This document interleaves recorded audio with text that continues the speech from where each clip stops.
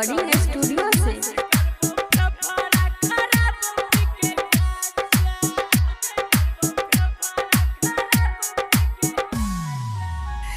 गम देख के तू के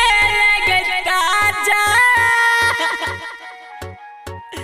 करबो फेफड़ा खराब पिके गाजा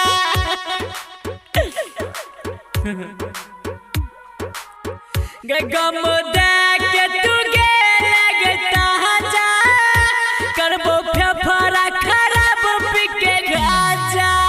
गिरा अखिया से झरा झरा पानी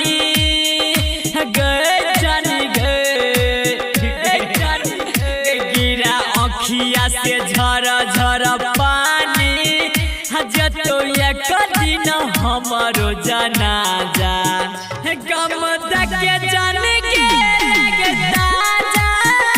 करबो फेफड़ा खराब पिके गाजा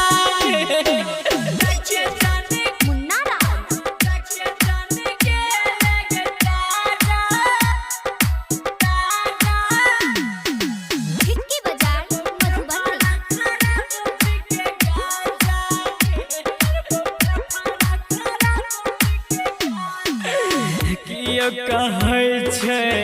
पागल के रानी कियो कहै छै दीवाना गे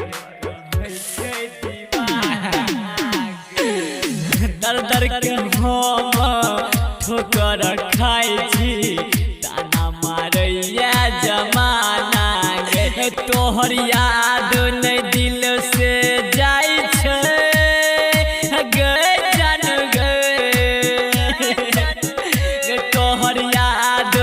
दिल से गई जाय छे केहन द के गेल जान गई साजा गम देख के तू के लगता जा करबो फेफड़ा खराब पिके गाजा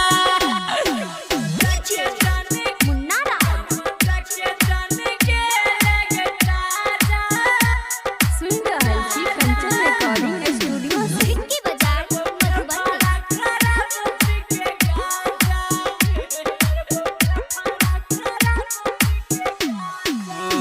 भोली सूरतिया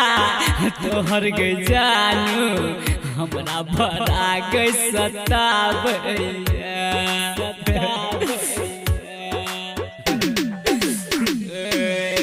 देहल निशानी हाथ के अंगूठी रह रह के हमरा सताबैया गे राधे रुस्तम नहीं गे जीतो